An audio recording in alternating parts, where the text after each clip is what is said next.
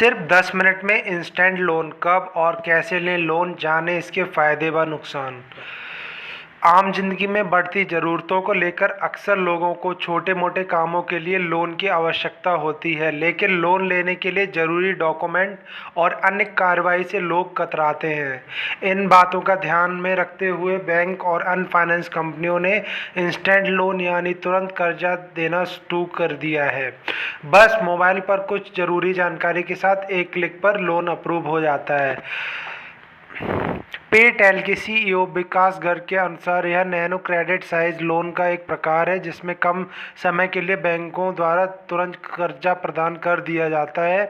Loan की राशि सामान्यतः 10,000 से 1 लाख रुपए तक की हो सकती है और इससे चुकाने की अवधि 7 दिन से लेकर 1 साल तक की हो सकती है। दरअसल टेक्नोलॉजी के दौर में फाइनेंस कंपनियों ने इंस्टेंट लोन के प्रोसेस को और आसान कर दिया है। महज कुछ ज़रूरी जानकारी और डॉक्यूमेंट देकर घर बैठे लोन लिया जा सकता है और कुछ कंपनियां सिर्फ 5 से 10 मिनट के अंदर लोन अप्रूव कर देती हैं। किस ज़रूरत के लिए किया जा सकता है इंस्टेंट लोन?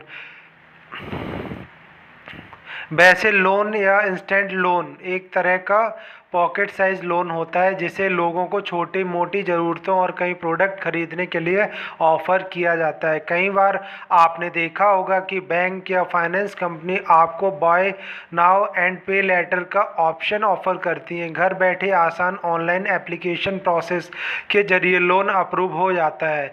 क्यों ऑफ़र किया जाता है यह लोन? टेक्नोलॉजी के दौर में कई फाइनेंशियल कंपनियां ज़िंदगी में अचानक आने वाली ज़रूरतों को पूरा करने के लिए ग्राहकों को सैलरी अकाउंट या मासिक आय के आधार पर शॉर्ट टर्म यानी कम अवधि वाला लोन तुरंत देती हैं ताकि पैसों से जुड़ी आवश्यकता को पूरा किया जा सकते।